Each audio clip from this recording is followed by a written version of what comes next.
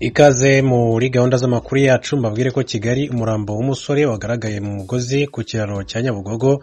Umurambo w'umusore imyaka 25 y'amavuko uvuka mu karere ka Nyaruguru wagaragaye umanitse mu mugozi ku kiraro cya Nyabugogo gitandukanya umurenge wa Kimisagara ndetse n'uwa Gatsata aho bikekwa ko yiyahuye mu gitondo cyo kuri uyu wa kabiri tariki 27 Kamena 2023 nibwo uyu murambo wagaragaye uri mu mugozi kuri iki kiraro. Abatangabuhamya babwiye ikinyamakuru Akadomo.com ko uyu musore batari basanzwe bamuzi kandi batazi impamvu yiyahuye. Ibyiringiro Innocent yagize ati ntabwo twari dusanzwe tumuzi hano. Hanyuma uyu murambo ukigaragara inzego z'umutekano n'izibanze zahise zihagera.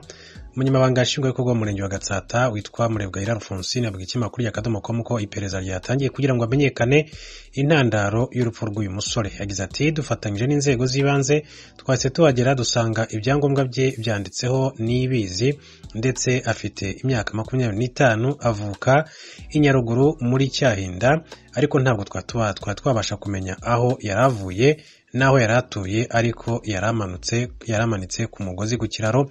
Nyuma y'ikorero y'umurambo ugaragaye RIB ese ujyana ku bitaro bya Kacyiru kugira ngo ukorerwe isuzuma nk'uko amakuru atugeraho yakomeje kugenda abigarukaho. Mu yandi makuru, abafatiwe muri FDL bahishuye uko babaye umwe na FARDC. Ibimenyetso bishimangira ubumwe budasanzwe hagati y'umutwe w'iterabwoba FDL n'ingabo za Congo FARDC ntibisiba kwiyongera, aho bamwe mu bahoze muri uyu mutwe washinzwe n'abarimo abagize muri Jenoside yakorewe Abatutsi mu mwaka w'1994 bahamya ko ubu bigoye gutandukanya umusirikare wa leta ndetse n'utari uwa leta. Ubufatanye bwatangiye kuvugwa cyane ubwo intambara yari ikomeje gufata indi ntera mu burasirazuba bwa RDC M23 ikarusha imbaraga ingabo za leta. Nibwo hadutse ibirego ko uyu mutwe waba ufashwa n'u Rwanda, maze ingabo za leta zitangira kwiyegereza imitwe yitwaje intwaro, iha intwaro ibikoresho bisanzwe bya gisirikare ndetse n'amafaranga. Ibyo byose bishimangira ibiheruka gutangazwa na raporo y'itsinda ry'impuguke z'umuryango w'abibumbye kuri Congo iheruka kugaragaza ko nko mu mpera z'Ukuboza 22 na Mutarama 2023 General Chiko Tsitambwe wari wa kabiri mu buyobozi bukuru ushinzwe kurwanya M23 yatumije nibura inama zira kuri 3 hagati y'abayobozi bakuru muri FARDC n'abayobozi b'imitwe yitwaje intwaro yabereye Goma ngo hanzurwe kuri ubu bufatanye. Raporo ikomeza igira iti mu nama yo muri Mutarama yanitabiriwe n'abayobozi ba FDLR Force Combatante, abacunguzi FOCA. Buri muyobozi w'umutwe witwaje intwaro yahawe $5,000 by'amadolari ndetse bizezwa ko bazahabwa intwaro zikwiriye. Urundi ruhande, abajenerali babiri ba FARDC Janvier Mayanga na General Hassan Mugabo baguma boherejwe muri Kivu y'Amajyaruguru guhuza ibyo bikorwa ndetse no gushishikariza imitwe yitwaje intwaro gushyigikira FARDC. Makuru yaje kwemeza ko ku mabwiriza yabo FARDC yahaye impuzankano, intwaro, ibisasu, moteri zitanga ingufu z'amashanyarazi, ibikomoka kuri peteroli, biribwa ndetse n'amafaranga. Abanyamakuru Marike Hogostens na Deni Mutoni bakoze icyegeranyo gikubiyemo ubuhamya bw'abahoze muri FDL. Ramberi Habumugisha w'imyaka 19 yahoze muri FDL FOCA n'umwe mu bafatiwe ku rugamba na M23 yemera ko muri uyu mutwe bagiraga uruhare mu bikorwa byo guhotera abaturage mu kubambura ibyo kurya, kandi byose bikaba abasirikare ba leta barebera. Muri icyo gihe ngo umuntu wese ukekwa gukorana na M23 yahise yisanga mu kaga gakomeye cyane, by'umwihariko abanyekongo mu bwoko bw'abatutsi. Yakomeje agira ati bamenya ngo uri gukorana na bano no kuvuga M23 ati nijoro bakaza bakagufata bakagukeba, ati no mu nzu bakaza inzu yose ati bakayitsemba bakigendera. Habumugisha yavuze ko gushaka abo barwanyi ngo bikorerwa amashyamba bakakwigisha igisirikare ukaba ingegera nkabo. Uretse kubangamira umutekano w'abaturage, hiyongeraho no kubaka imisoro nibura ngo umugabo ashobora rero gucibwa amadolari 100 ya buri kwezi, bigakorwa n'abasirikare ba Nyatura n'aba FDLR. Akomeza agira ati babohoza ibyo kurya ati ni ukuva mu mirima, ati niba hari utwo uzanye ubwo mukatugabana, niba ari dukeya twaba tubiri arafata kamwe nawe ujyana, kandi ntabwo ibyo wamubwira ngo ni dukeya. Bujiriri Daniel imyaka 57 nawe wahoze muri FDL FOCA yayigiyemo afunguwe nyuma y'imyaka 8 ari muri gereza afungiwe ibyaha bya Jenoside, ariko akirega akemera icyaha. N'umugabo wabaye umusirikare ku bwa Habyarimana aza kwirukanwa kubera imyitwarire mibi nyuma y'iraswa rya Colonel Mayuya wayoboraga ikigo cya gisirikare cya Kanombe warashwe n'abantu batazwi mu mwaka w'1988.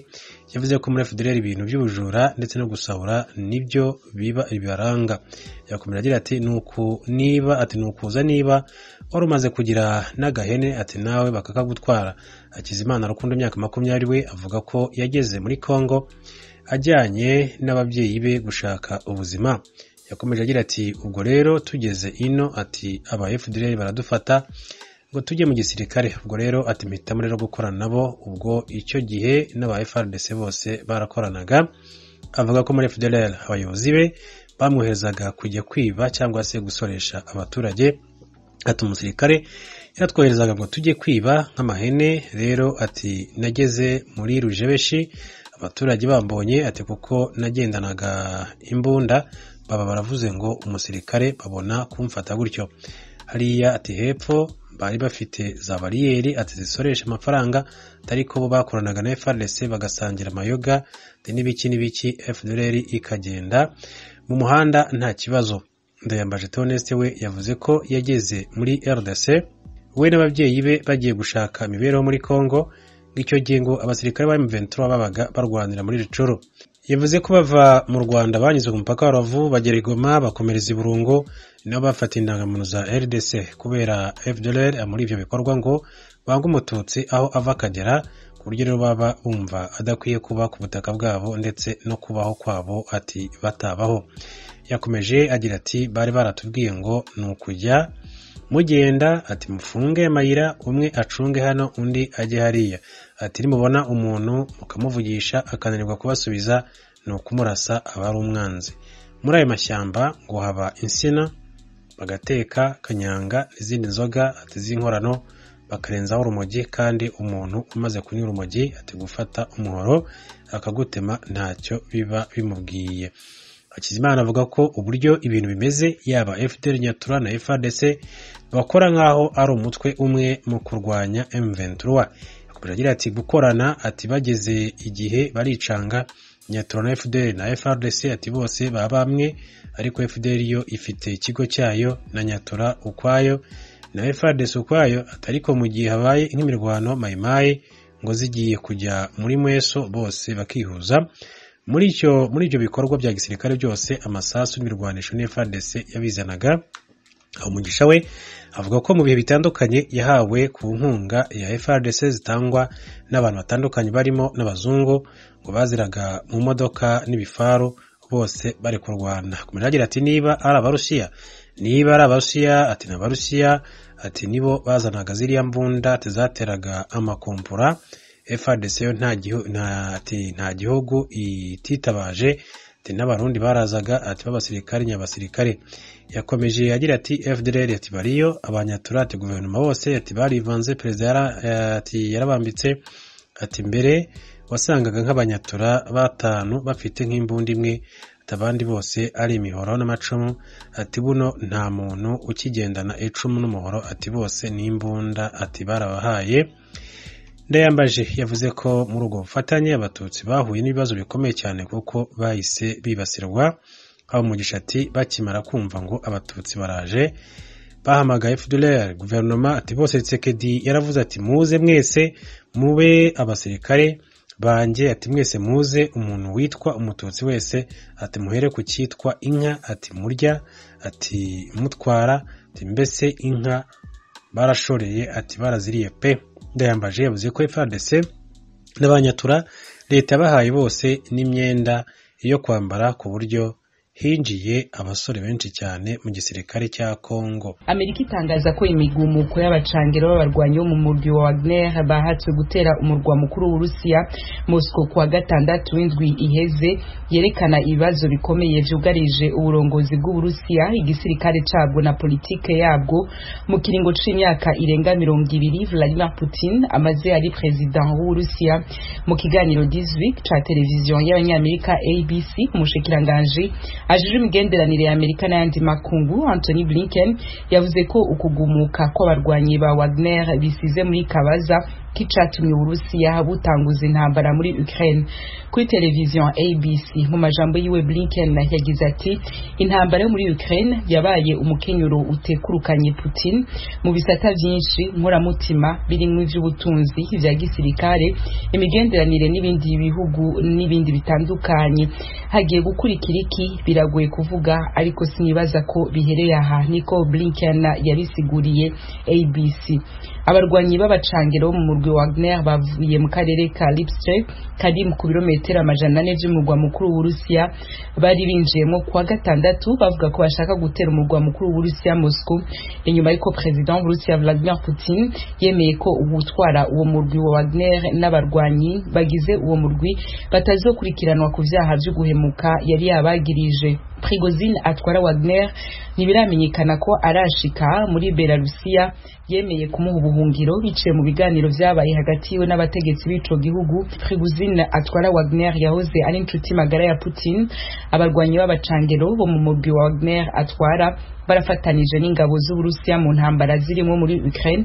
Haize imisi ariko hari cuka kibi hagati yabo n'ubutegetsi bw'Uburusiya. Umurwi wa Wagner umaze imisi unebagura uko igisirikare c'Uburusiya citwara ku rubuga mu rugamba barimwo muri Ukraine.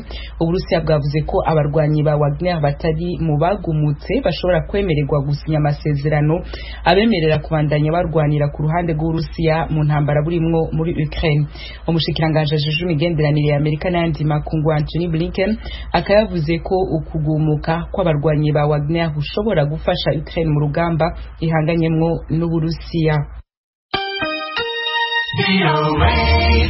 Muri Republika ya Demokarasi ya Kongo umurwi utegura amatora ku rwego rw'igihugu ruriko uvuga rumwe na Eklezia Katolika hamwe n'abatavuga rumwe na leta ku matora rusangi ategekanijwe igenekerezo rya 20 z'ukwezi kwa 12 uno mwaka. Martin Fayulu atavuga rumwe n'ubutegetsi bwa Kongo mu nama yaraye agiriye Kinshasa yavuze ko atazoja mu matora, avuga ko azoba yuzuye utunenge. Fayulu yagize ati sinanse kuja mu matora ariko sinshaka kwitabira amatora arimwo amanyanga. Inama Fayulu yavugiyemo aya majambo byari bitegekanijwe ko yitabirwa n'abandi bakuru b'imigambwe itatu ikomeye mu itavuga rumwe na leta ya Kongo barimo Moise Katumbi, Matata Ponyo na Delice Sanga, naho hari abanywanyi biyo migambwe baje muri iyo nama yabereye Kinshasa bo ntibigeze bahahonyoza ikirenge. Mu ndwi heze inama nkuru ya Episkopi Katolika ba Kongo nayo yari yavuze ko atacize